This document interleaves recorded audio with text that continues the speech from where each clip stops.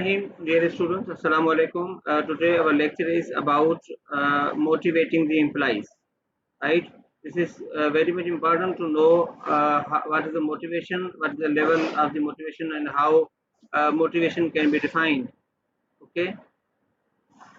So motivation is a result of an interaction between the person and the situation, and it is not a personal trait. Okay, so it is a result of an interaction between the two people, or more people. Okay, it is a process by which a person's efforts are energized, directed, and sustained toward attaining the goal.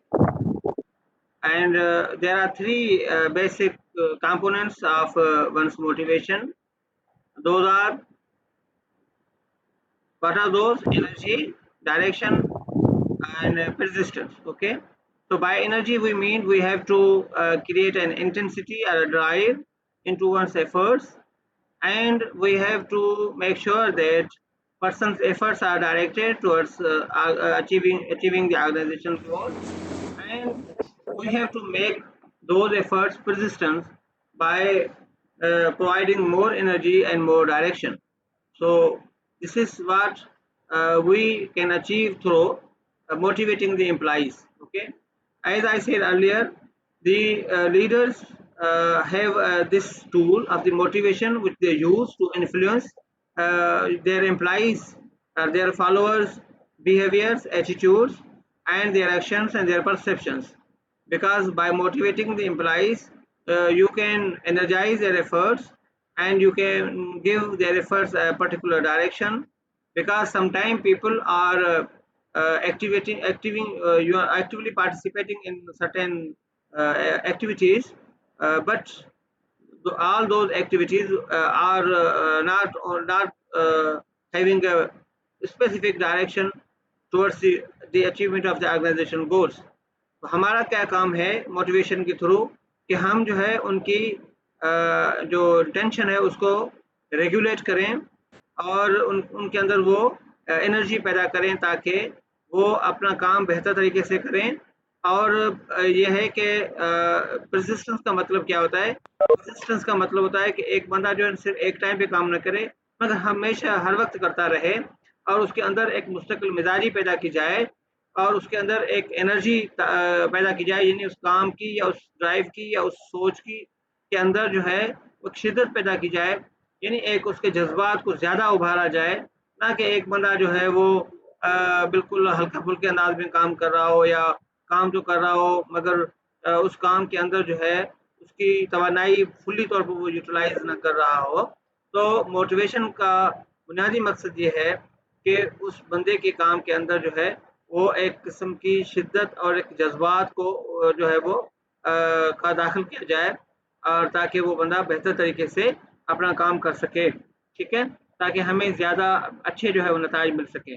Motivation works based when individual needs are compatible with organizational goals. Why people are motivated to perform certain tasks? Because when they see a fit between what they need and what are the organizational goals. Okay, when the organizational goals are set as per the people's requirement, and as per the people's interests, and their aptitudes. Okay, कि वो तभी बंदा काम कर सकता है जब समझता है कि ऑर्गेनाइजेशन के लिए जिस काम में ऑर्गेनाइजेशन का फायदा है उसमें मेरा भी फायदा है, ठीक है? यानी एक ऐसा काम अगर उसके करने के बाद उसकी कोई नीड फील होती हो, यानी अगर एक आप बंदे को कहें कि एक टास्क है वो परफॉर्म करे, और उसके बाद आप उसको एक रिवार्ड जो है वो ऑफर करते हैं, ठीक है? तो रिवार्ड जब आप ऑफर करते हैं तो इट मीन्स कि you are taking care of someone's needs. Okay, so that is very much important thing to cater for the needs of other people in order to get their higher level of motivation. So ये हमने define किया motivation का। Simply motivation क्या है? Motivation एक interaction है लोगों के दरमियान में, और जिसके तहत हम जो है दूसरे लोगों के बिहेवियर, एक्शन और एफर्ट्स के ऊपर असरअंदाज होते हैं, और उनकी एफर्ट्स के अंदर जो है वो एक शिद्दत पैदा करते हैं, डायरेक्शन देते हैं, और उनके अंदर मुस्तकिल मिजाजी पैदा करते हैं, ठीक है? तो कुछ थ्योरीज हम यहाँ पे पढ़ेंगे मोटिवेशन की, और थ्योरीज को हमने डिवाइड किया हुआ है दो मेजर उसकी कैटेगरीज में टाइम के हवाले से। और अर्ली थ्योरीज ऑफ मोटिवेशन है और दूसरी कंटेम्प्रेरी थ्योरीज ऑफ मोटिवेशन है, जो कि या आप उसको कहें मॉडर्न थ्योरीज ऑफ मोटिवेशन। ठीक है, अर्ली थ्योरीज में सबसे पहले जो सबसे ज़्यादा पढ़ी जाने वाली और समझी जाने वाली या डिस्कस की जाने वाली थ्योरी है, that is the Maslow's hierarchy of needs, and then McGregor's theory of X and Y, and then Herzberg's two-factor theory. These three theories are the theories which have provided the great amount of the literature, and they have provided a foundation for the development of other theories. There have been much criticism on them, however these theories are used to understand the human behavior in different contexts. Okay, तो Maslow की जो hierarchy of need theory है वो क्या कहती है कि Maslow says the needs are categorized as 5 level of lower to higher order needs.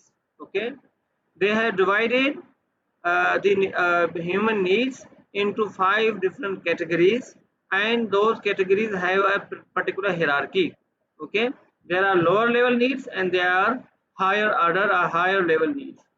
So individual must satisfy lower order needs before they can satisfy their higher order needs. So they have said that there are some basic needs which are needed to be satisfied in order to activate some higher order needs. Satisfied needs will no longer motivate the person. Once a person achieves a level where a particular need is satisfied, or it means he no longer needs that need, then that provision of the things which direct on that particular need, so it does not create any sort of motivation. Okay, जब lower order needs जो satisfy हो जाती हैं तो उन चीज़ों को provide करने से बंदा मोटिवेट नहीं होता जो कि उसी लोअर ऑर्डर नीड्स को एड्रेस कर रही हों। एंड नेक्स्ट पॉइंट है the motivating a person depends on knowing at what level the person is on hierarchy. Okay, तो आपने अगर मोटिवेशन का इंटरवेंशन शुरू करना है, और if you want to motivate people, you have to devise the strategy and know the person or the individual person मतलब such that के मतलब कि वो किस लेवल ऑफ हायरार्की पर वो मौजूद है। यानी अगर बेसिक लेवल पे है तो आपको उनको उस तरह की चीज़ें जो है वो प्रोवाइड करेंगे। अगर हायर लेवल की नीड के ऊपर वो बंदा मौजूद है तो आप को ये मालूम होना चाहिए कि वो जो है लोअर ऑर्डर नीड्स को एड्रेस करने वाली चीज़ों से मोटिवेट नहीं होगा। मिसाल के तौर पर कुछ लोग ऐसे होते हैं जो पैसे से मोटिवेट हो जाते हैं और थोड़े अमाउंट से मोटिवेट हो जाते हैं, और कुछ लोगों को पैसों की जो है वो ज़रूरत नहीं होती और वो पैसे से या नॉर्मल या छोटी-छोटी चीज़ों से मोटिवेटेड नहीं होते, और उनके लिए रिकग्निशन या ऑर्डर या अथॉरिटी या अख्तियारात या इस तरह की जो चीज़ें होती हैं वो ज़्यादा मोटिवेट करती हैं। तो ये एक कैटेगराइजेशन है और एक जो है वो मतलब आप समझिए कि डिफरेंट लेवल्स हैं जो कि बंदों को भी उस हिसाब से डिवाइड करती हैं। ठीक है, अब उसने कहा कि दो नीड्स हैं, उनको हमने या लोअर ऑर्डर और हायर ऑर्डर भी कह सकते हैं, और लोअर ऑर्डर को बुनियादी तौर पर उसने एक्सटर्नल का नाम भी दिया, और हायर ऑर्डर नीड्स जो है वो थोड़ी इंटरनल या इंट्रिंसिक फैक्टर्स से ताल्लुक़ रखती हैं। ठीक है, लोअर ऑर्डर जो है वो एक्सटेंसिव फैक्टर से ताल्लुक़ रखते हैं और हायर ऑर्डर नीड्स जो हैं वो इंट्रिंसिक या इंटरनल फैक्टर्स से ताल्लुक़ रखती हैं। तो लोअर ऑर्डर नीड्स या एक्सटर्नल जो नीड्स हैं उसमें दो बेसिक नीड्स हैं, physiological needs and safety needs. ठीक है, और जो इंटरनल है उसमें social needs, esteem needs and self actualisation needs. तो ये एक समझें कि इसका एक पैरामिड बनता है, और फिजियोलॉजिकल नीड्स जो हैं वो बेसिक लेवल पे हैं और लोएस्ट ऑर्डर पर हैं। और ये जो फिजियोलॉजिकल नीड्स हैं ये किस चीज़ को ज़ाहिर करती हैं? फिजियोलॉजिकल नीड्स जो है वो हमारी बेसिक जो इंस्टिंक्ट्स हैं उनको ज़ाहिर करती हैं, जिसमें रोटी, कपड़ा और मकान की बात आ जाती है, और फूड और शेल्टर की बात आ जाती है, और जो बंदे की और जो फिजियोलॉजिकल और बायोलॉजिकल नीड्स हैं उनकी जो है वो बात आ जाती है। सेफ्टी नीड्स जो हैं वो कहती हैं कि हर बंदा अपने आप को अपनी जान और माल की हिफाजत चाहता है और सिक्योरिटी चाहता है और अपने प्रेस्टीज की सिक्योरिटी चाहता है। और उसके अलावा सोशल नीड्स जो हैं वो फ्रेंडशिप नीड्स भी कहा जाता है, रिलेशनशिप नीड्स भी कहा जाता है, कि जिसके तहत एक बंदा चाहता है कि उसकी समाज के अंदर इज्जत हो, समाज के अंदर उसका लिंक हो लोगों के साथ, या एक लाइकिंग का रिलेशनशिप हो और दोस्ती हो और नेटवर्क हो, ठीक है, और उसके साथ जो है वो दूसरे लोगों के अंदर वो पहचाना जाता हो, उसकी एक अपनी पहचान हो। एस्टीम नीड्स जो है वो क्या है कि ये है कि आपका सेल्फ कॉन्सेप्ट क्या है और आपकी सेल्फ रिस्पेक्ट क्या है, लेवल ऑफ सेल्फ रिस्पेक्ट क्या है। और ये एस्टीम नीड्स जो हैं वो उस वक्त डेवलप होती हैं जब बंदा ऑटोनॉमी चाहता है, जब बंदा अपने आप के अंदर जो है वो कैपेबिलिटीज के ऊपर बिलीव करता है, और जब एक बंदा इस लेवल पे आता है कि जब वो अपनी एक आइडेंटिटी क्रिएट कर चुका होता है, तब उसकी एस्टीम नीड्स जो है वो हाईलाइट होती हैं। और जब अपनी एक यूनिकनेस वो क्रिएट कर चुका होता है ऑर्गेनाइजेशन के अंदर, और जब वो एक बंदा अपना जो है वो सारी अपनी सारी जो ये नीड्स हैं वो ऑक्यूपाई करके या वो सेटिस्फाई कर चुका होता है, और अब वो अपनी एक पहचान और अपनी एक यूनिकनेस जो है वो क्रिएट करना चाहता है, तब वो अपने आप को जो है वो डेवलप करना चाहता है, अपने आप को इमर्ज करना चाहता है लोगों के सामने, ठीक है। तो वो एक जो नीड्स उसके अंदर डेवलप होती है उसको हम एस्टीम नीड्स कहते हैं, जिसके तहत वो अपनी रेस्पेक्ट और ऑनर और अपनी प्रेस्टीज के ऊपर जो है किसी किस्म का कंप्रोमाइज करने के लिए तैयार नहीं होता, और वो हर वो काम करना चाहता है जिससे उसकी स्टीम सेल्फ स्टीम जो है और सेल्फ रेस्पेक्ट जो है वो प्रोटेक्ट होती हो और वो डेवलप होती हो और वो फर्निश होती हो, वो फास्टर होती हो, ठीक है। एंड सेल्फ एक्चुअलाइजेशन की नीड जो है वो तब होती है, और वो चंद दुनिया के चंद लोगों के अंदर ये नीड पाई जाती है कि जब वो लोग सारी चीज़ें वो हासिल कर चुके होते हैं और उनको अब उसके वो खुद ब्रांड बन चुके होते हैं, और वो एक ऐसी लेवल आती है ना बंदे की, जब आपको मनी भी मोटिवेट नहीं करती, जब आपके सामने पैसा, दौलत और मकाम, मर्तबा और नाम, ब्रांड और इस तरह की सारी चीज़ें जो है वो बेईमानी हो जाती हैं, और उस वक़्त जो है आप सेल्फ एक्चुअलाइज़ेशन के मरहले पे आ जाते हैं। उस वक़्त आप जो है वो एक हायर ऑर्डर लेवल पे पहुँच जाते हैं, जब आपको और किसी चीज़ की ज़रूरत नहीं रहती। तो दुनिया के जो जितने भी अज़ीम तरीन लोग रहे हैं और वो सेल्फ एक्चुअलाइज़ेशन की नीड को पहुँचते हैं। मिसाल के तौर पर आप नेल्सन मंडेला की मिसाल ले लें। करंटली आप जो है वो माइक्रोसॉफ्ट के जो सीईओ हैं उनकी मिसाल ले लें, और आप मिसाल के तौर पर आप सत्तार ईधी की बात कर लें। ये वो लोग हैं जिन्हें किसी और चीज़ की ज़रूरत नहीं रही, और उनका उनका नाम ही काफ़ी था, और इसलिए कि हर वो बंदा जो है वो उनके लिए ज़रूरी नहीं है वो उन्होंने क्या पहना है, क्या करते हैं, क्या नहीं करते। हर बंदा जो है उन्हें रिस्पेक्ट करता है उनके नाम के साथ ही, और एक इज़्ज़त का अनसर जो है वो डेवलप हो जाता है, ठीक है। तो ये बहुत थोड़ी तादाद में लोग होते हैं, इसी वजह से आपने देखा कि पिरामिड में जो इसका शेयर है वो बहुत कम होता है, ठीक है। तो और ये बहुत कम लोग जो है वो ये नीड हासिल कर पाते हैं। जी डॉक्टर साहब, सेकंड सेकंड जो नीड है और वो है अर्ली थ्योरीज में McGregor X and Y theory, ठीक है। Theory X and Y, theory X assumes that the workers have little ambition, dislike work, avoid responsibility, and acquire close supervision. Theory X and Theory Y basically divides the people into two extremes or two categories.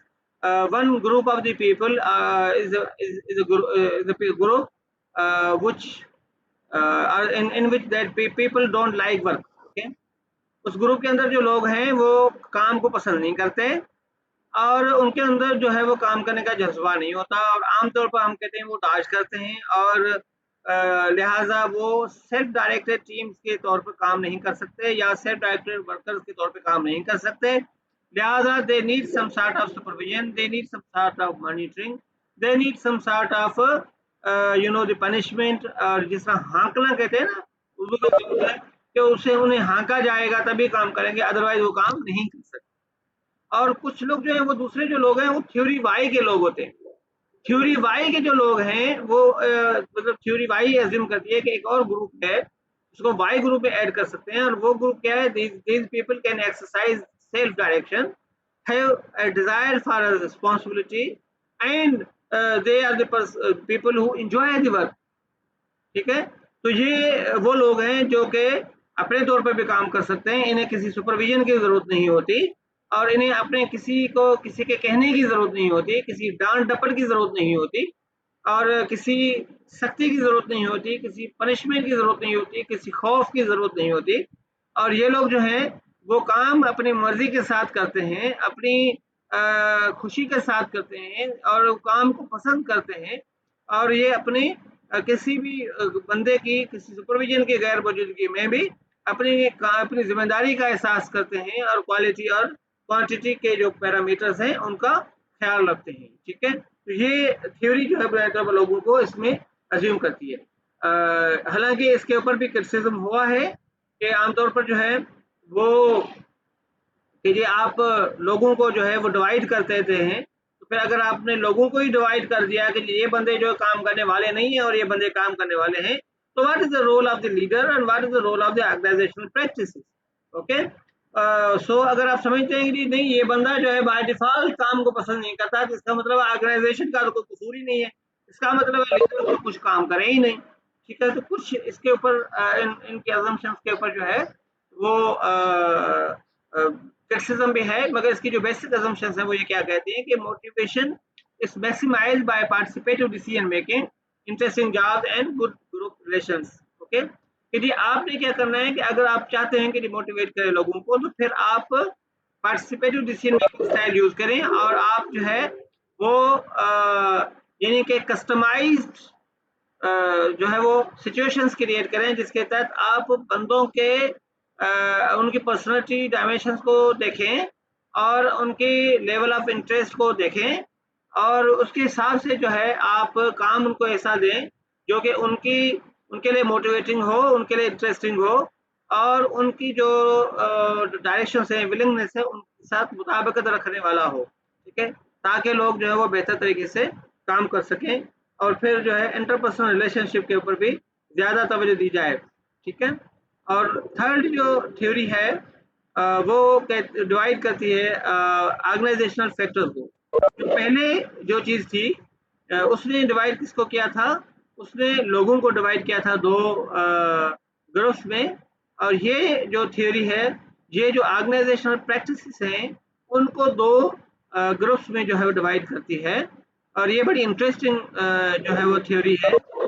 इसको इस theory का जो बुनियादी reason है वो कहती है कि जो भी जॉब सेटिस्फेक्शन है या जॉब डिससेटिस्फेक्शन है, और it can be created by different factors. ठीक है, they have divided the organizational factor into two major categories: hygiene factors and the motivating factors. Again, the hygiene factors are the factors which are related to environment, organizational environment, and the culture. And these factors are the external to the people, persons. Okay, and that is why these are called extrinsic factors that create job dissatisfaction. And motivators are the factors which are intrinsic, which are psychological in nature, and that create basically the job satisfaction. So the next slide will let you understand what is the difference between the job satisfaction and dissatisfaction, and how these two hygiene factors and motivator factors contribute towards the job satisfaction and dissatisfaction. Okay, so what are those factors? Basically, this theory attempted to explain why job satisfaction does not result in increased performance. Okay, the opposite of satisfaction is not the dissatisfaction, but rather no satisfaction. So they created the factors whether there is a satisfaction or no satisfaction, whether there is a satisfaction or dissatisfaction. तो ये आपको understand करने के लिए ज़रूरी होगा। Slide next slide वो हमें समझाएगी, मगर हम ये यहाँ पे जो है वो पहले आइडेंटिफाई करें कि मोटिवेटर और हाइजीन फैक्टर्स कौन से हैं, पहले इनको अंडरस्टैंड कर लें कि कुछ फैक्टर्स ऐसे हैं जिसको हम कहते हैं हाइजीन फैक्टर्स, और कुछ फैक्टर्स ऐसे हैं जिन्हें हम कहते हैं मोटिवेटर। ठीक है, मोटिवेटर्स कौन से हैं? ये इंट्रिंसिक साइकोलॉजिकल फैक्टर्स हैं। मिसाल के तौर पर अचीवमेंट, रिकग्निशन, और जो work itself, responsibility, advancement and growth.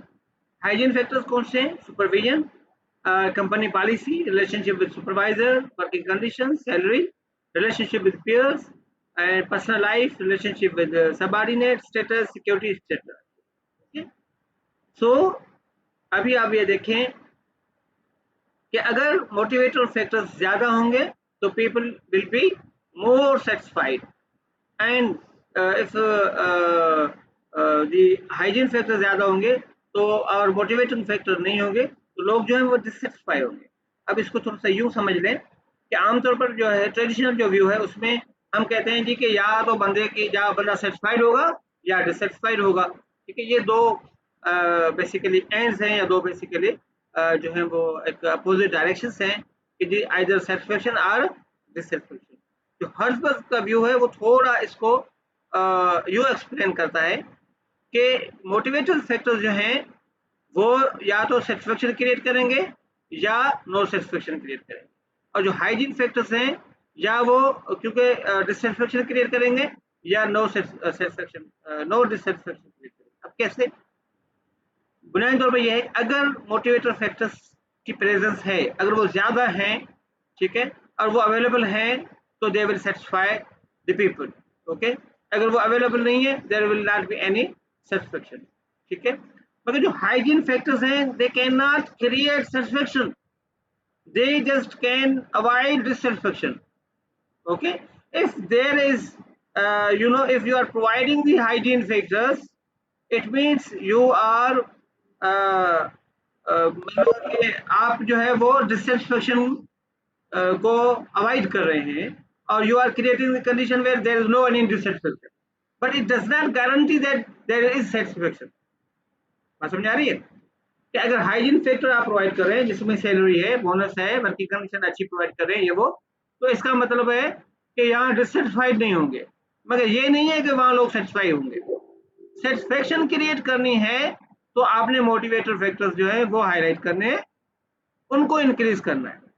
ठीक है, मिसाल के तौर पर यूं है कि जब मैं अगर कोई आप अगर एक बंदा जॉब कर रहा है तो उसको आप सैलरी दे रहे हैं, बोनस दे रहे हैं, और अच्छी ऑफिस दे रहे हैं, गाड़ी दे रहे हैं, पिक एंड ड्रॉप दे रहे हैं, और इस किस्म की रिलेटेड जो फैसिलिटीज है, फाइनेंस जो उसकी जॉब डिस्क्रिप्शन और उसकी जो टर्म्स एंड कंडीशन है उसमें शामिल है, वो आप चीजें दे रहे हैं, तो do you think that he will be highly satisfied? No. ये तो वो ये समझेगा कि this is part of employment contract. Okay, so there will be something more in order to have a more satisfaction, ठीक है, या more motivation, और वो मोटिवेशनल फैक्टर्स हैं। ठीक है, उसमें क्या है? वो अचीवमेंट है, रिकग्निशन है, ठीक है, ऑटोनॉमी है, और दूसरे जो अख्तियारात हैं, ठीक है, और काम खुद है, और जो प्रोस्पेक्ट्स फॉर ग्रोथ, इस तरह की जब चीजें हैं तो मोटिवेट करेंगी और सेटिस्फेक्शन होगी।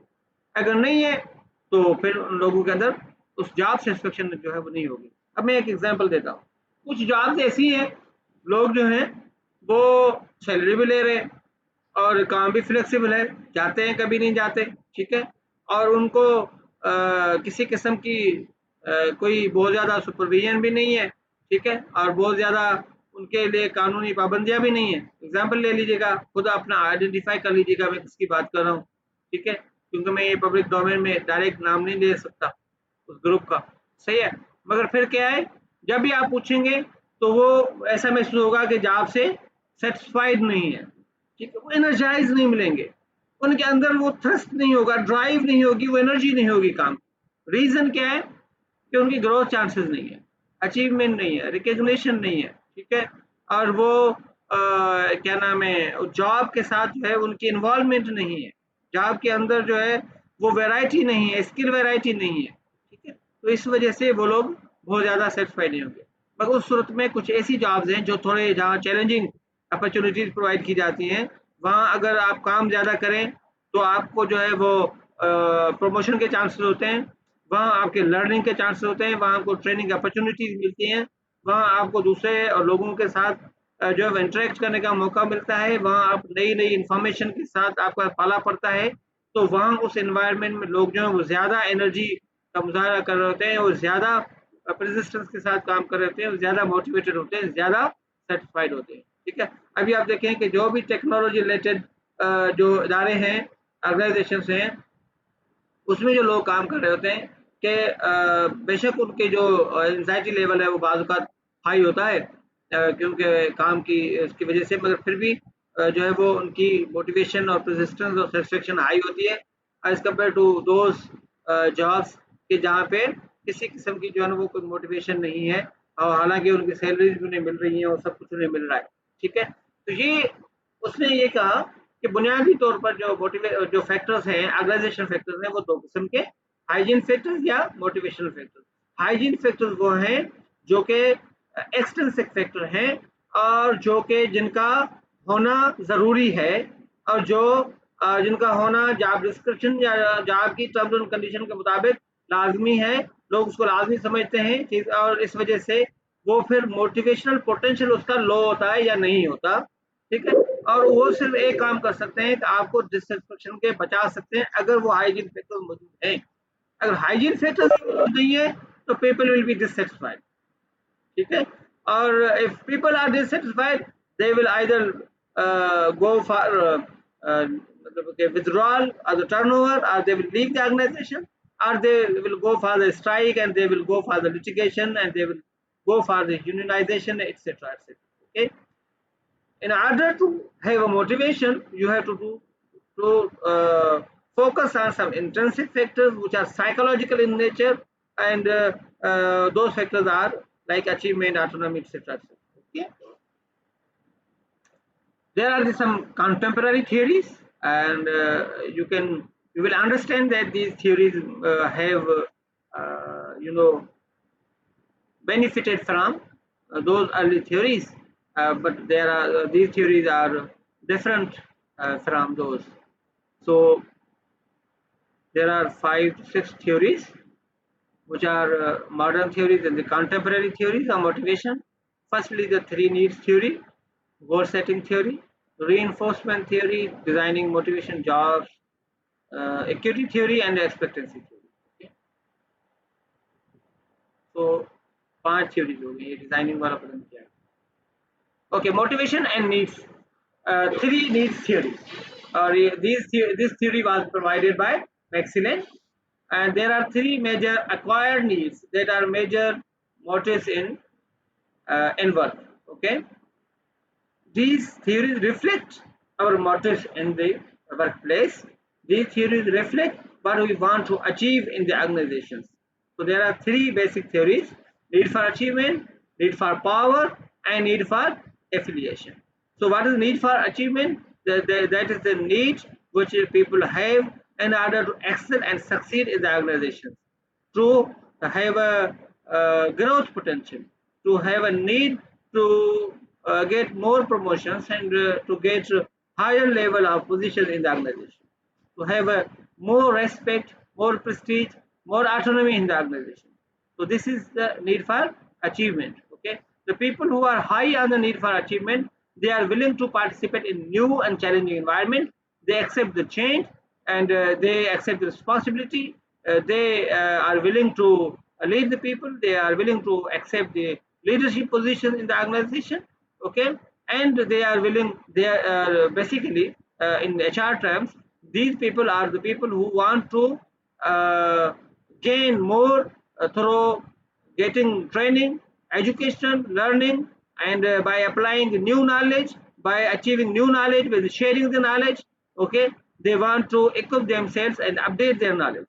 So the people who are high on the need for the achievement, they can engage in such training related activities which provide them the offer for the new skills and provide them the opportunity for the new level of the knowledge, so that new knowledge can result into their growth and their success and their career advancement. Okay, so the need for power, the need to influence the behavior of others. These are the people basically who want to, yes, to be more willing for gaining the powerful positions in the organization. Okay, they are the people who uh, bargain for the powerful positions. They involve in the union activities as well sometime, and they engage in organizational politics. Okay, or they engage in their thirst for the achievement of the leadership positions in the organization. Okay, and third need is the need for affiliation, the desire for interpersonal relationship, to have a cordial relationship with your co-workers, with your supervisor, with the leaders, with the followers, with other employees, and to have a link and the liaison and the network, and have the friendship with other people in the organization. So these are three basic needs which govern our behavior in the organization. Okay, which govern our attitudes in the organization, right?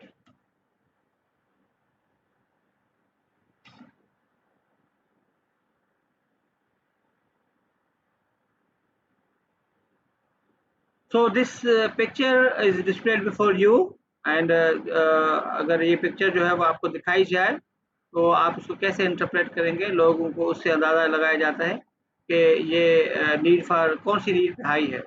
अगर कोई ऐसा बंदा जो समझता है कि यहाँ पे जो लोग हैं वो काम कर रहे हैं ताकि कुछ बेहतर परफॉर्म कर सके, इसका मतलब है कि ये नीड फॉर अचीवमेंट पे हाई है। यानी वो बंदा जो कि ज़्यादा परफॉर्म कर सकता हो, अपने टारगेट को अचीव करना चाहता हो, और नई, मैंने कहा जिस तरह के नए कामों में इन्वॉल्व होता हो, कोई रिसर्च कर रहा है, कोई ट्रेनिंग कर रहा है, ठीक है, और इनोवेशन कर रहा है, क्रिएटिव आइडियाज जो है पेश कर रहा है, ये वो लोग हैं जो नीड फॉर अचीवमेंट पे हाई होते हैं।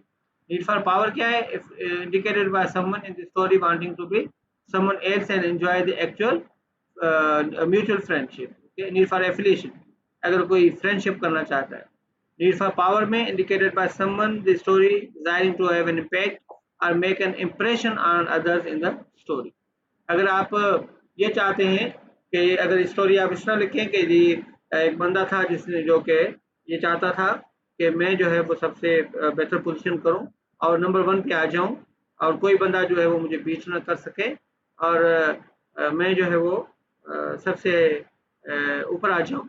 ठीक है, तो ये इसका मतलब है कि वो बंदा नीड फॉर पावर पे हाई होगा। ठीक है, एंड मोटिवेशन एंड गोल्स में अगली थ्योरी जो है गोल सेटिंग थ्योरी है, और ये इनके प्रैक्टिकल लेवल की थ्योरी, और जिसके तहत जो है वो लोग समझते हैं कि हम कुछ गोल जो हैं अगर सेट करें और खुद गोल सेट करें तो गोल जो है they have a potential to motivate us, to energise us, and to put our efforts, okay, or our energies into the efforts, and our efforts will result into the performance. The purpose is that the setting goals that are accepted, specific and challenging yet achievable will result in higher performance than having no or easy goals।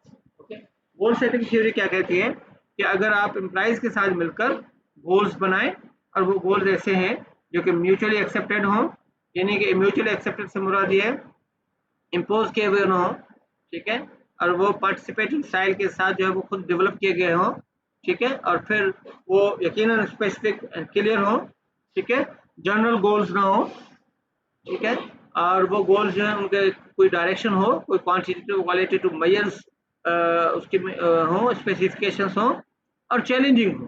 ठीक है, challenging से मुराद ये है कि challenging goals वो होते हैं which need more effort, okay, which need to apply more skills and more time। ठीक है, और वो इजी नहीं होते, येट अचीवेबल हो, यानी कि आप समझें कि गोल्स जो ऐसे हैं रिलेवेंट भी हों और साथ साथ जो डूएबल भी हो। ठीक है, यानी बंदों के स्किल लेवल, रिसोर्स लेवल और इंटरेस्ट लेवल के साथ मैच करते हो। ठीक है, और जनरल जो कंडीशंस हैं उन कंडीशंस के साथ मैच करते हो। ठीक है, एंड अगर इस तरह की गोल्स आप सेट करते हैं तो those goal will result into higher level of the performance. ठीक है, और उसके मुकाबले में जो कि इजी गोल्स होते हैं वो मोटिवेट नहीं करते और वो बंदे को एनर्जाइज नहीं करते। इजी गोल जो है वो कोई नई लर्निंग का पोटेंशियल जो है वो डेवलप नहीं कर पाते।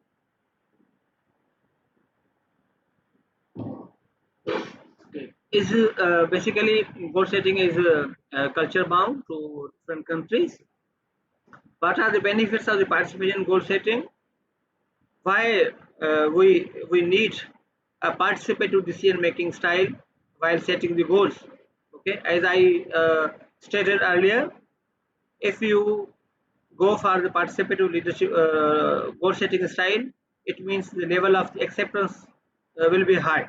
Okay, यानी ये एक हकीकत बात है कि जब आप एम्प्लॉइज के साथ मिलकर गोल सेट करते हैं तो एम्प्लॉइज उनको ऑन करते हैं। अगर उसके मुकाबले में अगर आप उन्हें इम्पोज करते हैं तो फिर एम्प्लॉइज जो हैं वो उनको ऑन नहीं करते। ठीक है, हालांकि ये जिस तरह पहली बात ये कि ये कल्चर स्पेसिफिक है और हमारे जैसे कल्चर में जिस तरह मैंने पहले कहा कि पावर डिस्टेंस हाई है तो वहाँ पे हम क्या समझते हैं पावर डिस्टेंस का पे हाई होने का मुराद क्या होती है कि आप जो है वो ये समझते हैं कि पावर डिस्ट्रीब्यूशन जो है और या अनइक्वल पावर डिस्ट्रीब्यूशन जो है इट इज जस्टिफाइड। यानी if you are high more powers so then it is the justifiable things because they occupy the higher position in the organization, so they have more privileges and they should enjoy more privileges than us. So this is what the higher power distance suggests. Okay, however the participation increases the level of the acceptance of the goals and it also fosters the commitment to the difficult and the public goals. Okay, जब लोग जो हैं मिलकर गोल बनाते हैं तो वो फिर जो है उसके साथ कमिटेड होते हैं, यानी बंदा उसको ओन करता है। कमिटमेंट क्या है? कमिटमेंट जो है वो उसकी है माइंडसेट है जो उसके साथ बाइंड करता है। ठीक है, किसी टारगेट के साथ है वो आपका एक रिलेशनशिप डेवलप करता है। ठीक है, then it provides for self feedback internal locus of control that guides behaviour and motivates performance यानी सेल्फ एफिकेसी। तो पार्टिसिपेशन जो है वो ये बताता है कि आपका आप समझते हैं जब आप खुद जो है वो गोल बनाते हैं सेट करते हैं तो ये यकीनन आप अपने लिए जो टारगेट अचीव करेंगे वो आपके टारगेट जो है आपकी level of efficacy self efficacy के साथ मैच भी करते होंगे। यानी आप समझते होंगे कि ये मैं गोल अचीव कर सकता हूँ तभी आपने एक्सेप्ट किया है और आप समझते हैं कि ये मैं कर सकता हूँ तो तभी आपने अचीव किया है। तो इसमें दो कॉन्सेप्ट्स आ जाते हैं, एक internal locus of control and एक जो है वो सेल्फ एफिकेसी। सेल्फ एफिकेसी बुनियादी तौर पर पर्सन बिलीफ अबाउट हिमसेल्फ और herself thinking that he has a requisite capacity to perform certain tasks.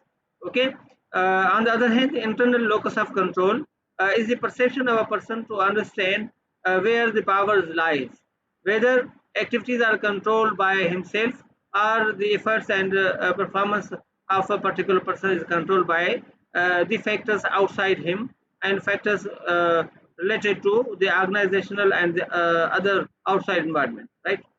इसको आप यूँ समझें कि इंटरनल लोकस ऑफ कंट्रोल से मुराद ये है कि आप कितना ये चाहते हैं कि चीज़ें आपके अपने कंट्रोल में हैं, न कि आपकी अदर चीज़ों के जैसा लक है उस पे हैं या रिसोर्सेज पे हैं, एनवायरनमेंट पे हैं, कंडीशंस पे हैं। ये कुछ लोग जो हैं वो टारगेट अचीव नहीं कर पाएंगे तो वो ये नहीं कहेंगे कि यार मैंने गलती की, मेरे पास टाइम नहीं था, मैंने एफर्ट नहीं की, मैंने लोगों को मोटिवेट नहीं किया, मैंने जो है वो कोशिशें नहीं की, मैंने जो है वो प्रोग्राम में जो गलतियां थी उनको आइडेंटिफाई नहीं किया, मगर वो समझेंगे कि यार वो फिर गलती जो है वो दूसरे एनवायरनमेंट की है यार बस किस्मत ऐसी थी, लक नहीं था, दूसरों की बात है, बस जो रोटी नसीब में थी हमें मिल गई। या वो कहेंगे कि जी ये ओवरऑल जो है वो एनवायरनमेंट ठीक नहीं है, इसकी वजह से है, सबके साथ प्रॉब्लम है, देखे दूसरे का और भी टारगेट कम आ गया।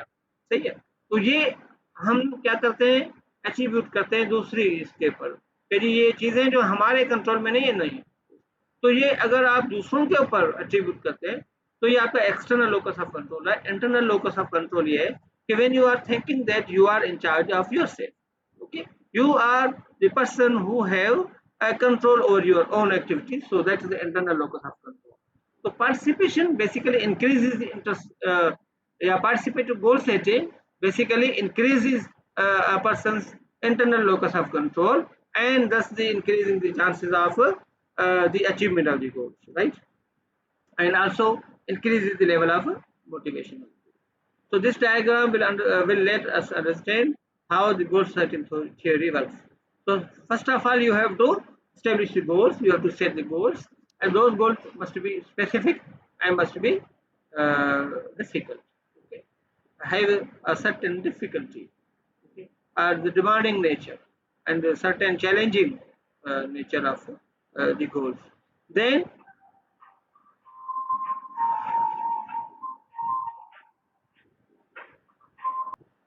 so when you set the goals which are specific and difficult, then you are required to be committed to achieving the goals. वो कमिटमेंट जो है तब बढ़ती है जब गोल्स जो है वो पब्लिक हो, यानी गोल जो है वो ऐसे गोल्स होंगे दूसरे लोगों की या सारे लोगों की या पूरी ऑर्गेनाइजेशन को करते हों, यानी कि उनकी विलिंगनेस या उनकी वेलबींग को एड्रेस करते हो, ठीक है।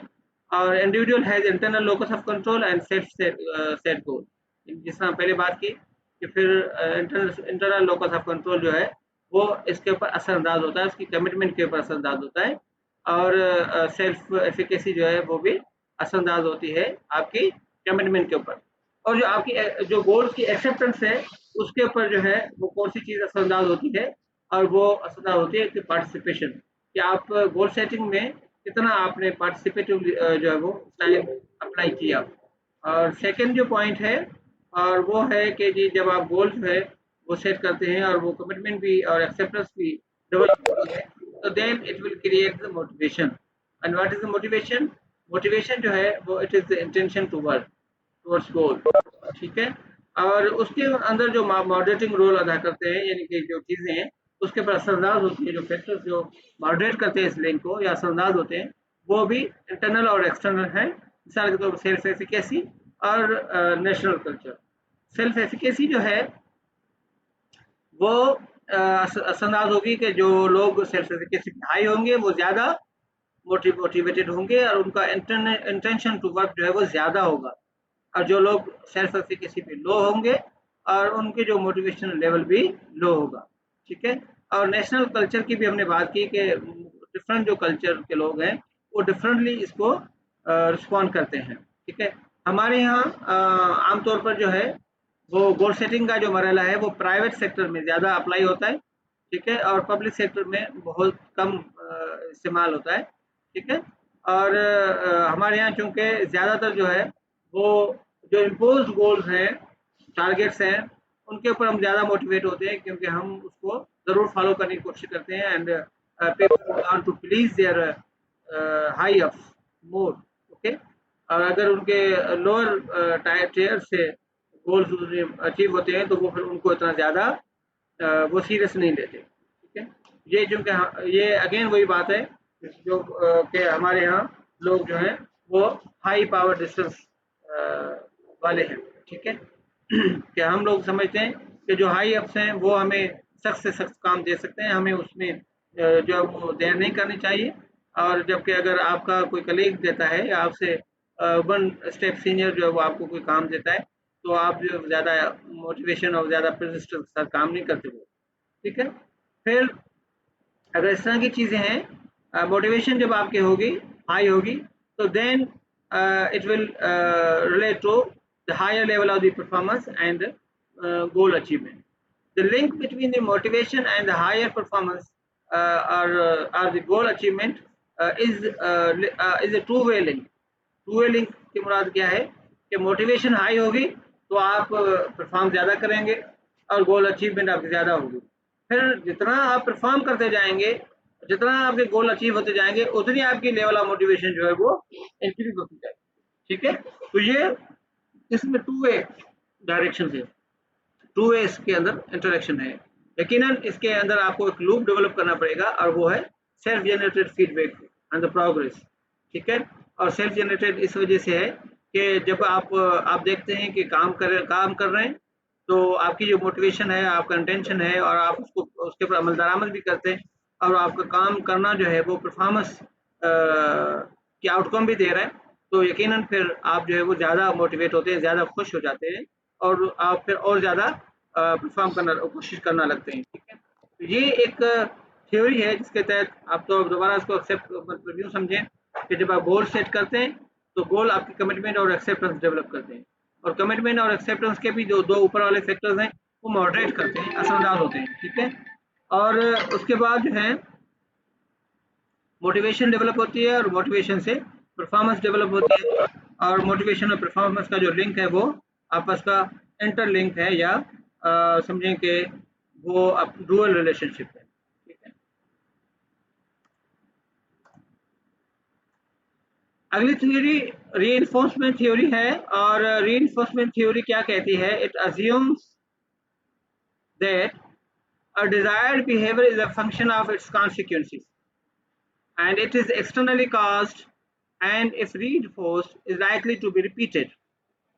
Okay, तो डिजायर्ड बिहेवियर जो है कोई भी किसी काम का, it is a function of the consequences, कि आप समझें कि उसके आउटकम क्या है। कोई भी काम होगा तो वो it will be it may be understood by it's likely consequences. ठीक है, और फिर एक्सटर्नली काज कितना है और उसको आप कितना री कर रहे हैं। ठीक है, जितना आप री करेंगे उतना उसका रिपीट रिपीट होगा। तो री जो है वो दो किस्म की होती है, एक पॉजिटिव री और दूसरी जो है वो नेगेटिव री है। ठीक है, तो positive reinforcement is preferred for its long term effects on the performance. Positive reinforcement तब है कि जब आप एक बंदे ने अच्छा काम किया तो आप उसको वेल डन कह रहे हैं, ये पॉजिटिव रीइंफोर्समेंट है। ठीक है, और यानी आप उसके काम को सपोर्ट कर रहे हैं। ठीक है, अगर कोई बंदा जो है आप आपके सामने बेहतर परफॉर्मेंस दे के आया है, आपने उसे रिवार्ड दे दिया, ये पॉजिटिव रीइंफोर्समेंट है। ठीक है, और आपने अगर कोई किसी बंदे ने गलत कोई एक्टिविटी की है और आपने उसे कुछ भी नहीं कहा, पनिशमेंट नहीं दी, ये भी पॉजिटिव रीइंफोर्समेंट है। इसका मतलब है कि वो बंदा इस तरह की एक्टिविटी और भी करेगा क्योंकि उसे पता होगा कि मैंने पहले भी किया था, मुझे तो कुछ नहीं हुआ। ठीक है, मुझे तो किसी ने कुछ नहीं कहा, किसी ने मना नहीं किया, तो ये पॉजिटिव रीइंफोर्समेंट हो गया। ठीक है, और ये जो है अगर आप जो अनडिजायर्ड बिहेवियर हैं उनको आप इग्नोर करें और उनको और अगर आप उनको पनिशमेंट जो है वो देते हैं तो फिर क्या होगा कि इस तरह के जो है और जो बिहेवियर्स है वो रिपीट नहीं होंगे। नेगेटिव रीइंफोर्समेंट जो है वो उस सूरत में है कि बाद का अगर एक बंदा बहुत ज़्यादा काम कर रहा है मगर किसी गलत वे में कर रहा है, अच्छा काम भी कर रहा हो मगर गलत वे में कर रहा हो, तो आप उसकी जो एक्टिविटी है उसको कंट्रोल करना चाहते हैं, रेगुलेट करना चाहते हैं और उसकी डिजायर्ड लेवल पे लाना चाहते हैं, तो भी आप उसे एक नेगेटिव फीडबैक जो है वो प्रोवाइड करते हैं और आप उसको बताते हैं कि आप वो अपने बिहेवियर को किस तरह मॉडिफाई करें। और अगला जो एक है वो है जॉब डिज़ाइन फैक्टर या इसको लिए हम कहते हैं जी कि एक मॉडल है जॉब कैरेक्टरिस्टिक्स मॉडल। ये भी जो है वो मोटिवेशनल थ्योरीज के अंदर यूज होता है। ठीक है, और उससे उससे पहले हमें अंडरस्टैंड करना पड़ेगा what is job design, the way into which task can be combined to form a complete job और what are the factors which influence job design? First of all, changing the organizational environment or the structure, organization's technology and employees skill abilities and the preferences. ठीक है, तो job जो है job design से क्या मुराद है कि आप मुख्तलिफ किस्म के जो टास्क होते हैं उनको आप किस तरह कंबाइन करते हैं, उनको किस तरह इंटर रिलेट करते हैं और ये उसको वो क्रिएट करके आप जॉब बता दें। मैंने पहले भी शायद लास्ट आपके लेक्चर में बात की थी कि ऑर्गेनाइजेशन के अंदर बुनियादी रीजन क्या होता है, बुनियादी तौर पर क्या चीज़ें क्या होती है, ऑर्गेनाइजेशन का बुनियादी मकसद क्या होता है कि organisation are set to perform certain task. Okay, so there are lot of the tasks which are being performed in a particular organization. So what do organizations do? Organizations basically make a chain of interrelated tasks and that chain is called a job, and they hire a single person or a group of the people to perform that chain of the tasks and which is termed as a particular job. Okay, so job design में हमने क्या करना होता है कि job design में हमने ये देखना है कि एक जो जॉब हमने रखी है उसमें जो हमने टास्क इंक्लूड किए हैं वो टास्क कितने इंटर रिलेटेड हैं और वो टास्क इस जॉब के साथ क्यों है, दूसरी जॉब के साथ क्यों नहीं। ठीक है, तो ये हम कंबाइन करते हैं ताकि हम आइडेंटिफाई कर सकें, एक जॉब को क्रिएट कर सकें और उसको रिफाइन कर सकें। तो कौन से फैक्टर्स हैं जो कि जॉब डिज़ाइन के असरदार होते हैं। ऑर्गेनाइजेशन का एनवायरनमेंट और ऑर्गेनाइजेशन का ओवरऑल जो स्ट्रक्चर है, एक तो वो असरअंदाज होता है और ऑर्गेनाइजेशन की लेवल ऑफ टेक्नोलॉजी। ठीक है, अगर टेक्नोलॉजी लेवल ज़्यादा होगा और तो फिर आप समझें कि वहाँ पे लोग जो है वो वर्चुअल एनवायरनमेंट में ज़्यादा काम कर रहे हैं मिसाल के तौर पर, या वो लोग फिजिकल एनवायरनमेंट में काम कर रहे हैं। ठीक है, और उसके अलावा employees skill ability and preference क्या है, ये असरअंदाज होते हैं। तो दो बुनियादी एक्टिविटीज जो है वो हम करते हैं और एक को कहते हैं जॉब इनलार्जमेंट और दूसरा जॉब इनरिचमेंट, जिनका एक मोटिवेशनल पोटेंशियल जो है वो आइडेंटिफाई किया जाता है। और जॉब इनलार्जमेंट की क्या है, it is an activity in which scope of the job is increased. ठीक है, यानी एक जॉब को का स्कोप आपने बढ़ा दिया, यानी number and frequency of task आपने बढ़ा दी। ठीक है, मिसाल के तौर पर एक टीचर है, मैंने कहा कि अगर वो पहले 3 कोर्सेज पढ़ाता है तो आपने उसको 4 कोर्सेज दे दिए, यानी उसको जॉब को आपने इनलार्ज कर दिया, उसको ज़्यादा काम दे दिया।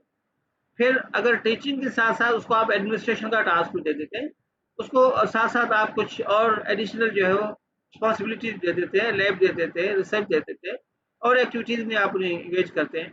तो इसका मतलब है कि आपने उसका जॉब के जो है वो बढ़ा दिया, स्कोप बढ़ाया, आपने और एक्टिविटीज़ न्यू जो है वो उसमें ऐड कर दी।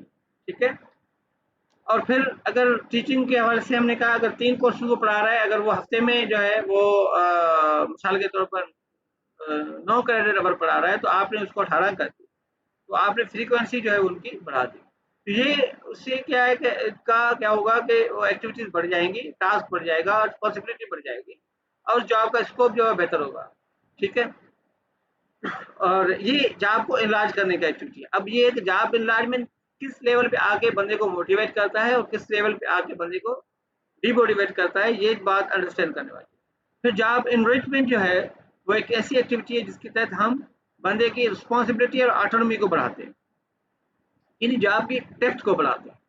ठीक है, एक बंदा काम कर रहा है और पहले जो है उसके पास कोई अख्तियारात नहीं है, आपने उसे कुछ अख्तियारात दे दिए, आपने उसे फंड दे दिए, आपने उसे रिसोर्स दे दिए, आपने उसे जो है मतलब है कुछ सुपरवाइजरी पोजीशंस दे दिए और आपने उन्हें कुछ ऐसे काम दे दिए जिसके तहत वो अपने पावर्स को एग्जीक्यूट कर सकता है, अख्तियार इस्तेमाल कर सकता है, तो आपने उसकी जॉब को इनरिच कर दिया। ठीक है, क्योंकि हर बंदे की एक ख्वाहिश होती है कि ऑर्गेनाइजेशन में मेरी चलती है या नहीं चलती, मेरी सुनी जाती है या नहीं सुनी जाती। तो अगर आप उस कंडीशन ऐसी कंडीशन प्रोवाइड करते हैं कि जिसमें तहत बंदा अपने अख्तियारात को इस्तेमाल कर सकता है, तो ऐसी कंडीशंस को बुनियादी तौर पर जो है वो कहा जाता है कि वो जो है क्या नाम है, job enrichment. How job designing motivate the jobs, जो बुनियादी तौर पर जो चीज़ यूज होती है वो जॉब कैरेक्टरिस्टिक्स मॉडल या JCM। It is a conceptual framework for designing motivating jobs that create meaningful work experiences that satisfy employees' growth needs. Okay? यानी कि जॉब कैरेक्टरिस्टिक्स मॉडल जो है वो क्या करता है कि एक ऐसा फ्रेमवर्क है जिसके तहत बुनियादी तौर पर you engage in 5 primary activities which let your job more enriched and more enlarged, and it create the motivational potential of the job. Okay, so what are those 5 activities? That is the skill variety, task identity, task significance, and autonomy, and the feedback. Skill variety क्या है कि how many skills and talents are needed to perform a particular task. Okay, कि अगर एक काम जो है, एक टास्क जो है, एक जॉब जो है जिसके तहत आपने कुछ ऐसे टास्क रखे हुए हैं जिसके तहत जो मोनोटोनस है और एक ही लेवल के स्किल्स जो है वहाँ पे काम दे देते हैं। ठीक है, बंदा कोई नई टेक्नोलॉजी यूज नहीं कर रहा, कोई नई चीज़ें इस्तेमाल नहीं कर रहा या नए जो है वो स्किल्स जो है वो अप्लाई नहीं कर रहा, और तो फिर इसका मतलब है कि उस जॉब की स्किल वैरायटी लो है। ठीक है, टास्क आइडेंटिटी क्या है, does the job produce a complete work. ठीक है, और जॉब आइडेंटिटी तब बढ़ेगी जब जो है वो टास्क जो है या जो आपका टास्क जो है वो किसी आउटकम में जो है वो यानी के रिजल्ट करता हो। मिसाल योर टास्क या your performance results in outcome, यानी आप अपने काम के अख्ताम पर कोई ना कोई आउटकम दे रहे हैं कि यानी ये चीज़ मैंने बनाई है, ठीक है। तो वो उसमें उस टास्क की आइडेंटिफिकेशन हो गई कि ये बंदा ये काम जो है फिलां बंदे ने किया है या फिलां ग्रुप ने किया है, ठीक है। तो इसका मतलब है कि ये आइडेंटिटी बढ़ गई। जब टास्क आइडेंटिटी होती है तो फिर उस टास्क के हवाले से मोटिवेशन भी बढ़ जाती है, बंदे की एक लेवल ऑफ ओनरशिप डेवलप होती है और बंदा समझता है कि ये वो जो है लोग उसको रिकॉग्नाइज करते हैं, उसे बेसिकली रिकॉग्निशन मिलती है और that recognition ultimately motivate. Then task significance, okay, how important the task is, how important the job is, ठीक है। कि जो लोग इम्पोर्टेंट जॉब्स में इन्वॉल्व होते हैं उन लोगों की जो है मोटिवेशन लेवल जो है वो ज़्यादा होता है, क्योंकि उनको उन जॉब्स या उनकी सिग्निफिकेंस के हिसाब से लोगों का जो रिस्पॉन्स है वो ज़्यादा मिलता है, ठीक है। मिसाल के तौर पर आप किसी इंपॉर्टेंट असाइनमेंट पे मौजूद हैं तो फिर बहुत से लोग जो हैं वो उनके आप काम आ सकते हैं, बहुत से लोगों के साथ आपके रिलेशनशिप डेवलप होते हैं, इंटरेक्शन डेवलप होते हैं, तो डेफिनेटली आप जो है अपने आप को ज़्यादा एलिवेटेड फील करते हैं, ठीक है।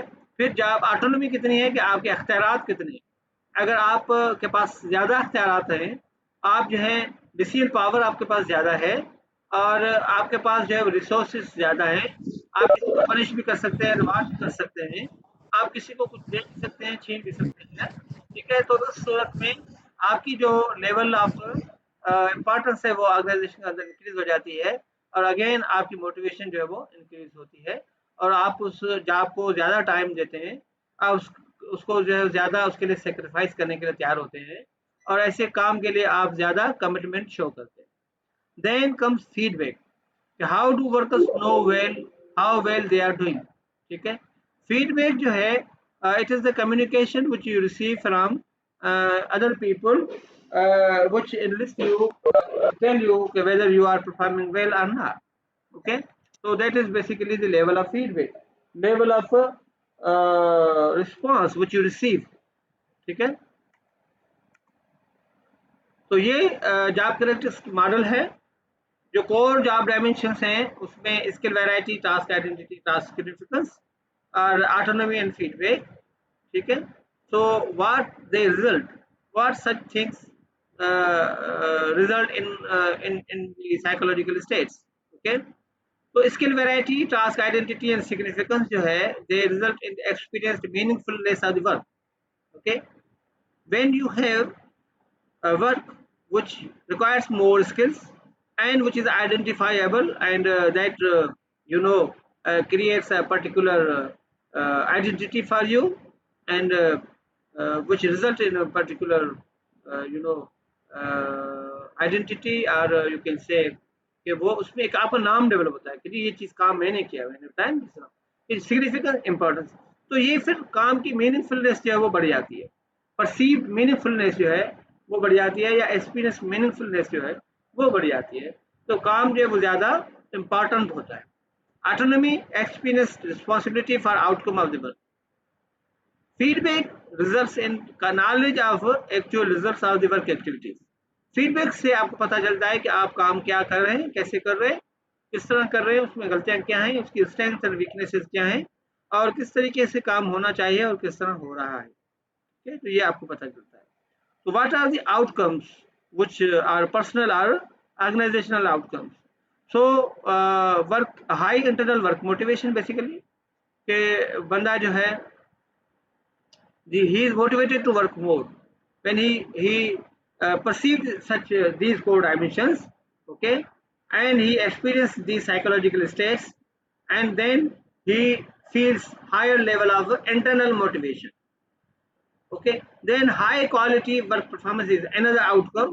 It means when you are highly motivated and you experience work with more responsibility and you work with the higher level of perception of meaningfulness of your work, and you receive the feedback regarding your activities, and that feedback results into the refinement of your behavior. It will also result in the higher level of quality of the work performance. Okay.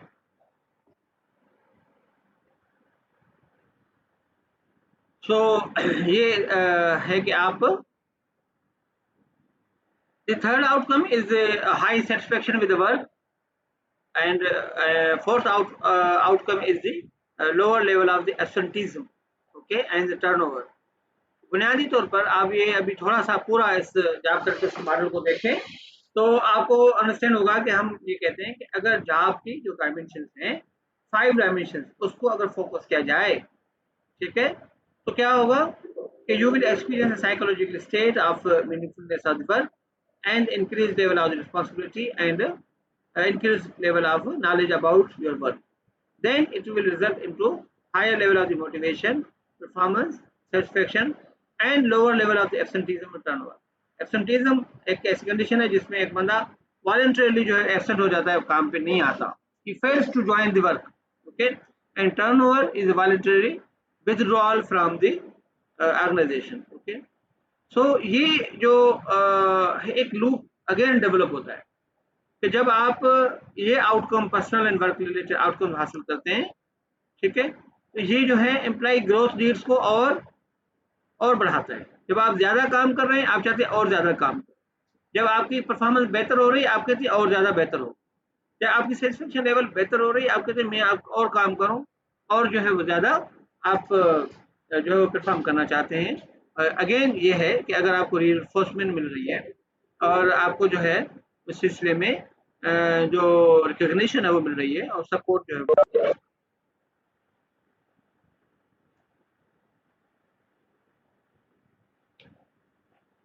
Guidelines for job redesign, ये कुछ suggested actions हैं जो कि आपको करने पड़ेंगे, और किस तरह हम यूज़ करें इसको थोड़ा सा देख लीजिएगा। हम कुछ और चीज़ों, ये नेक्स्ट थ्योरी है एक्यूटी थ्योरी, ये थोड़ा अंडरस्टैंड करने वाली थ्योरी है, और it is nowadays used, it is very commonly used in the organization.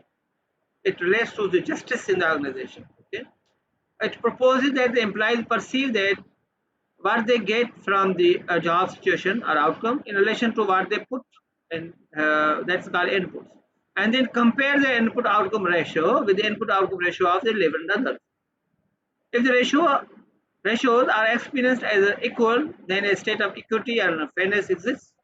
If the ratios are perceived as unequal, inequity exists, and that person feels under or over rewarded. When inequalities occur, employee will attempt to do something to rebalance the ratio. It means to seek the justice. So, what this theory says, देखिए बंदा अपनी performance show कर रहा होता है, ये performance क्या है, आउटकम है, या सॉरी ये परफॉर्मेंस क्या है कि वो एक किस्म की इनपुट है जो आप परफॉर्म कर रहे हैं, और उसके मुकाबले में आपको मिल क्या रहा है, आपको सैलरी मिल रही है, आपको बेनिफिट मिल रहे हैं, और आपको रिकग्निशन मिल रही है, या जो भी हमने वो हाइजीन और मोटिवेशनल फैक्टर्स जो है वो पढ़े थे, वो आपको आउटकम मिल रहा है। मिसाल के तौर पर आप जो है 8 घंटे ड्यूटी करते हैं और आपको सैलरी कितनी मिलती है, ये आपका इनपुट और आउटपुट है, ठीक है, कि आप परफॉर्मेंस, एफर्ट्स, मोटिवेशन, टाइम, जो भी आप जिस सूरत में दे रहे हैं, ये आपके इनपुट है। आउटकम जो भी आपको ऑर्गेनाइजेशन की तरफ से मिल रहा है, आपने ये इनपुट आउटकम का रेशो अपना अपना डेवलप किया, फिर आपने कंपेयर किया कि आप के मुकाबले में जो दूसरा बंदा है वो आया उस आपके ऑर्गेनाइजेशन में अंदर है, आपकी सेम लेवल पे, या आपकी सेम लेवल पे काम करने वाला बंदा आपकी ऑर्गेनाइजेशन से बाहर किसी और ऑर्गेनाइजेशन में, वो कितनी इनपुट कर रहा है, उसको कितनी आउटपुट मिल रही है। अगर आपका इनपुट आउटपुट रेशो और उस बंदे की इनपुट आउटपुट रेशो बराबर है, it means you are receiving the fair outcome with regard to your inputs, okay, or there is a level of fairness, ठीक है, state of the equity. If there is an imbalance, if someone is receiving more outcomes as compared to their input, it means there is a level of inequality. So that level of inequality will cause two conditions, either under reward for you or over rewarded. Under rewarded ये है कि अगर आपकी input output ratio ज्यादा है, आपके input कम, आपका output ज्यादा मिल रहा है, और दूसरे मुकाबले में दूसरा बंदा इनपुट ज्यादा दे रहा है, उसको आउटपुट कम मिल रहा है, तो आप ओवर रिवार्डेड हो गए। आपको अपनी इनपुट के मुकाबले में ज्यादा मिल रहा है। और दूसरी कंडीशन जो है इसके अपोजिट, उसमें वो अंडर रिवार्डेड है कि आप जो है इनपुट ज्यादा कर रहे हैं और जो है आपको आउटकम कम मिल रहा है। तो ये कंपैरिजन चलता रहता है। कंपैरिजन जो है इसके तहत लोग जो हैं वो दूसरे इदारों से चेक करते हैं। अभी आपने देखा होगा नॉर्मली हमारे मुख्तलिफ सेक्टर्स के लोग, हेल्थ सेक्टर के या एजुकेशन सेक्टर के लोग जो हैं वो हमारा पे एंड बेनिफिट सिस्टम जो है वो कंपेयर करते हैं पंजाब के साथ या दूसरे सूबों के साथ।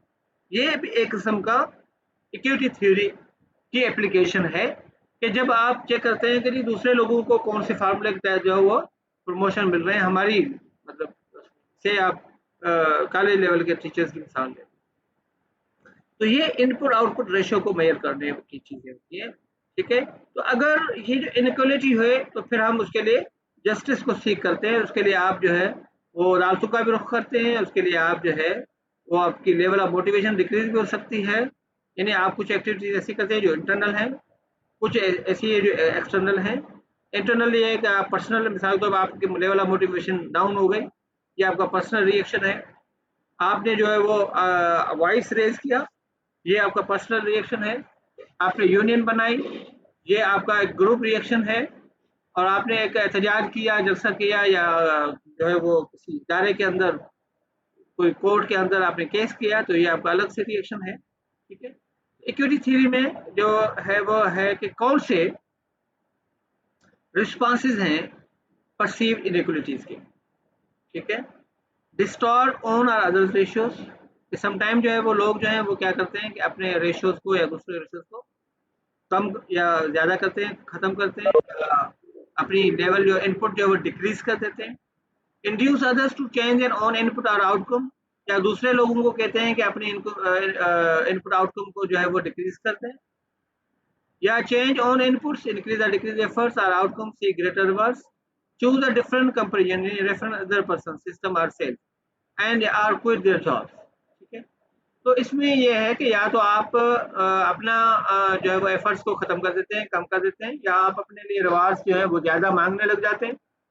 अगर आप ओवर रिवार्डिंग की कंडीशन में, तो आप अपने क्या करते हैं कि आप अपना रेफरेंस चेंज कर देते हैं, यानी आप जो है वो किसी और इदारे से अपने आप को कंपेयर करते हैं जो कि शायद आपसे बेहतर कंडीशन में, क्योंकि कंपेरिजन में हम हमेशा अपने से बेहतर से अपने आप को कंपेयर कर रहे होते हैं जब हमने इनइक्वालिटी शो करनी होती है।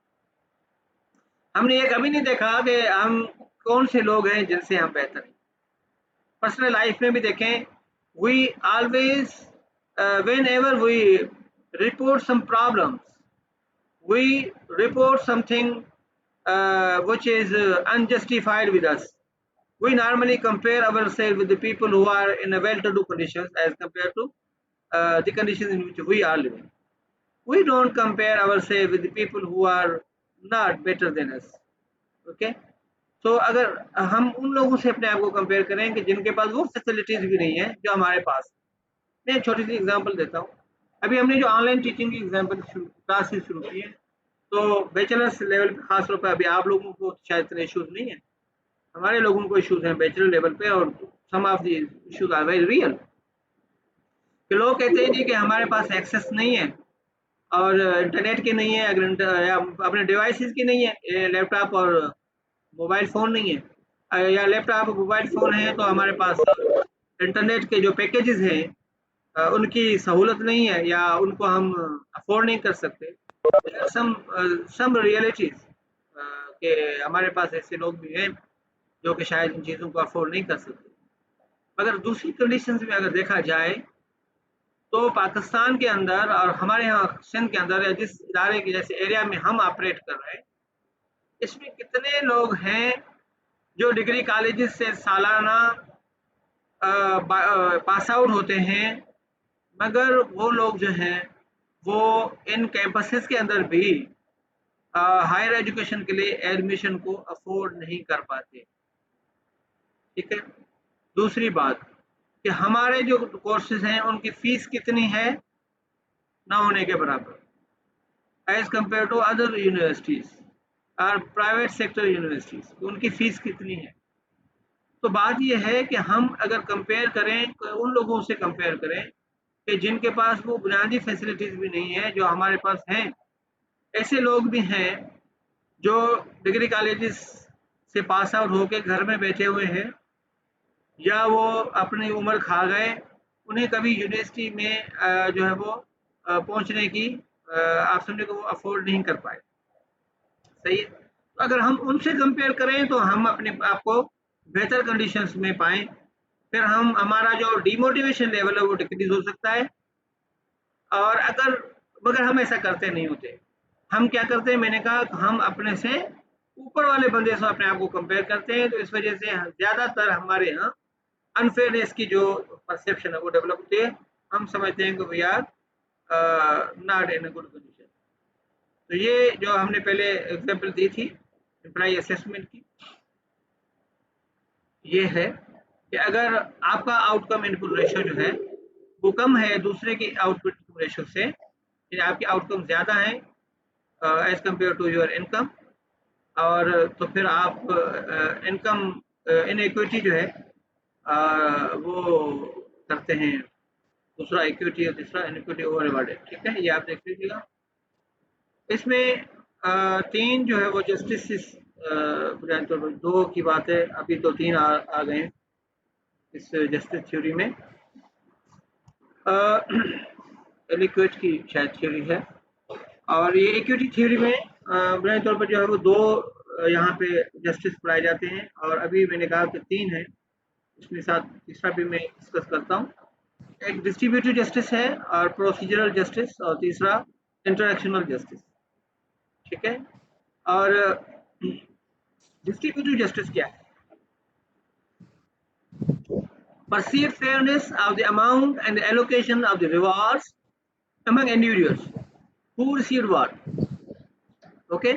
Distributive justice is justice which reflects the the distribution of the resources in the organization, how fairly these resources are allocated in the organization. Those resources are sometimes you can say the rewards. देखिए, दो officers हैं एक ही category के, एक को गाड़ी मिलती है दूसरे को नहीं मिलती, आप क्या समझेंगे? जिसको नहीं मिलती वो खुश हो जाएगा? नहीं होगा, वो अनफेयरनेस डेवलप करेगा। अगर के उसके पास कोई रीजन ना हो जस्टिफाई करने का। ठीक है, ये एक सबसे बड़ी बात होगी कि अगर वो समझेगा कि नहीं मुझे मेरे साथ नाइंसाफी हुई है, क्योंकि अगर वो गाड़ी मिलती है तो मैं भी डिजर्विंग हूँ।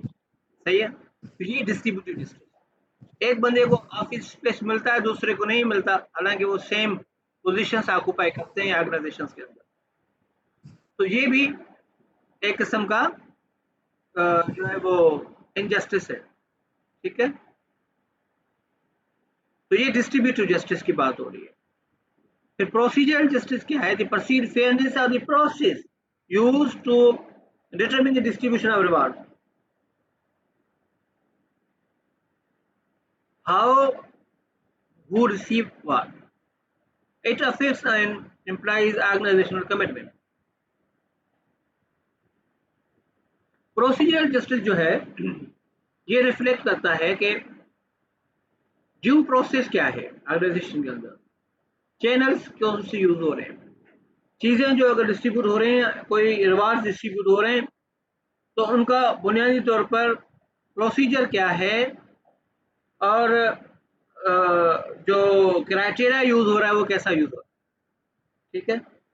देखें, आपने देखा होगा कि मैं एक एग्जांपल दूं आपको, म्यूजिक अवार्ड जो है वो जब भी लतीफ़ अवार्ड या इस तरह के शाद लतीफ़ भट्टाई की वो बरसी के ऊपर दिए जाते हैं, जो क्राइटेरिया उन्होंने रखे हुए हैं उसमें हमेशा जो सीनियर लोग हैं वही पोजीशन पे आ जाते हैं।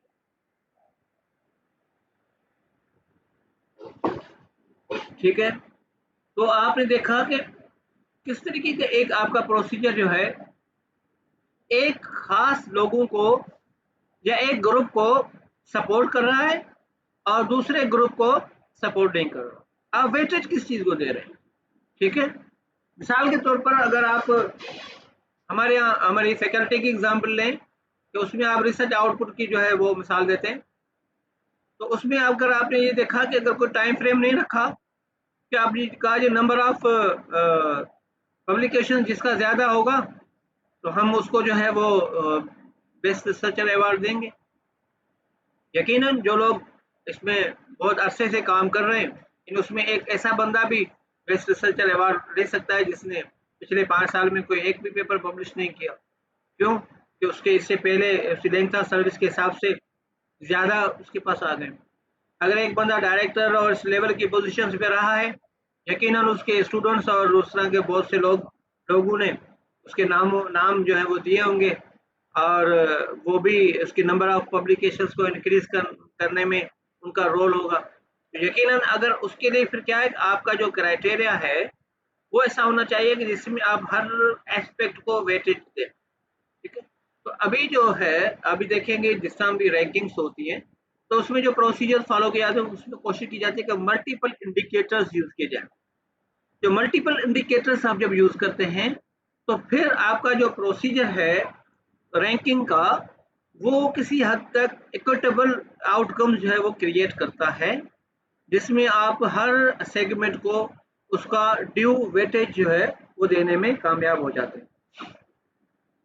तीसरा जो मैंने कहा इस जस्टिस थ्योरी में, ऑर्गेनाइजेशनल जस्टिस थ्योरी में यूज होता है कि वो है इंटरैक्शनल जस्टिस। ठीक है। वो इंटरैक्शनल जस्टिस क्या है कि इंटरैक्शनल जस्टिस बुनियादी तौर पर वो मतलब level of the transparency with regard to the interaction और the communication between the high ups and employees, leaders and members और द मैनेजर्स, कि वो कितना नॉलेज शेयर कर रहे हैं, कितना फ्रीली जो है वो इंटरेक्ट कर रहे हैं। और हो सकता है कि आपका एक मैनेजर है जो जिस लेवल की भी अच्छा भला बुरा फीडबैक किसी एक बंदे को ज़्यादा उससे इंटरेक्ट करता हो, उसको ज़्यादा चीज़ें बताता हो और दूसरों को ना बताता हो। अगर कोई प्रमोशनल चांसेस हैं, ट्रेनिंग के चांसेस हैं, उसकी उसकी इंफॉर्मेशन जो है वो एक ग्रुप तक पहुँचती हो और चंद ऐसे लोग हैं जिन तक नहीं पहुँचती हो। तो अभी देखें कि आपके जो मैकेनिज्म है इंटरपर्सनल कम्युनिकेशन का, रिलेशनशिप का, वो कितना ट्रांसपेरेंट है और वो इंफॉर्मेशन जो है वो कितनी ट्रांसपेरेंटली लोगों तक पहुंचती है। ये इंतहा इंपॉर्टेंट चीज। ठीक है।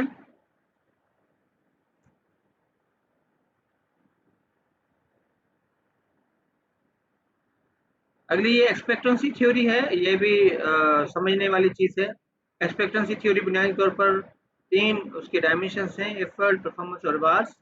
और इनका जो बुनियादी जो टीनेट है वो ये है कि individual effort will result into the performance, okay, and there is a need to establish the link between the individual efforts and performance, then the performance and the rewards, and then then the rewards and the goals, individual goals. अब देखें बुनियादी जो reason है वो ये है कि वो इस थ्योरी ये क्या कहती है कि बंदा तब परफॉर्म करेगा जबकि उसकी एफर्ट, परफॉर्मेंस, एक्सपेक्टेंसी हाई होगी। ठीक है। यानी वो ये समझेगा कि मैं कोशिश तो करूंगा, वाकई में परफॉर्म भी कर पाऊंगा। आपको एक मैथ का हिसाब दिया जाए और आप सॉल्व करके दें तो आप तब कोशिश करेंगे जब आपको पता हो कि मैं मैथ में अच्छा हूँ। ठीक है। मेरे जैसा बंदा, डॉक्टर दिल जैसा बंदा, उसको शायद मैथ आती ना हो, डॉक्टर बंदा है, हम तो भाई समझा जाता हो सकता है अच्छा हो, कि वो कहेगा नहीं ये टिपिकल मैथमेटिक्स का सवाल है, शायद हमें ना आए। ठीक है। तो वो आप परफॉर्म नहीं करेंगे क्योंकि आपको एफर्ट जो है वो आपकी सेल्फ एफिकेसी लेवल जो है वो इंक्रीज नहीं है। फिर परफॉर्मेंस जो है it will depend upon your expectancy of receiving the rewards. आप परफॉर्म तब करेंगे जब आपको पता होगा कि मेरी परफॉर्मेंस से कोई ना कोई मुझे रिवार्ड मिलेगा। अगर रिवार्ड नहीं मिल रहा तो फिर जो है वो आप क्यों परफॉर्म करें, ठीक है। यानी कोई शाबाशी भी नहीं मिल रही, किसी भी लेवल का मतलब आपका रिवार्ड नहीं मिल रहा, तो आप परफॉर्म नहीं करेंगे। It will depend upon the expectancy of receiving the reward. फिर रिवार्ड जब आपको अगर उसके साथ अटैच हो कि हाँ आप ठीक है आप कर सकते हैं, मैं कहता हूँ हाँ जी मैं कर भी लूँगा, मैं करूँगा तो मुझे क्या मिलेगा जी, आपको रिवार्ड भी मिलेगा, ओके जी। तो मैं एफर्ट भी लूँगा, परफॉर्म भी कर पाऊँगा, रिवार्ड भी मुझे मिल रहा है। मगर अगली जो बात है वो ये है कि there should be a link between the individual goals and rewards, that is the valence of those goals. वो गोल कितने वैल्यूएबल हैं। मिसाल के तौर पर आपको बताया जाए कि आपने ये 3 घंटे यहाँ बैठ कर काम करना है और 3 घंटे के बाद जो है वो आपने एक एक्टिविटी करनी है और आपको मिलेगा जनाब 500 रुपये। तो आप वो 500 रुपये के लिए अपने 3 घंटे ज़ाया कर सकते हैं, नहीं करेंगे, ठीक है। जबकि एक और बंदा ऐसा होगा जो कि 500 रुपये के लिए 3 घंटे काम कर सकता है, कोई भी उसकी लेवल का, ठीक है। तो ये हर रिवार्ड हर बंदे को मोटिवेट नहीं करता, ठीक है। Rewards motivate the people but they are different as per the individual goals, okay? Expect relationship ये यहाँ पे नोट कर लें। इन थ्योरीज को यहाँ पे हमने कंबाइन किया हुआ है। कुछ क्लासिकल कुछ इश्यूज हैं मोटिवेशन के अंदर, क्योंकि टाइम कम है, अब हमें बताया गया है। There are some issues, cross cultural challenges and cross cultural consistency, motivating unique groups of the workers, okay. इसको आप देख लीजिए।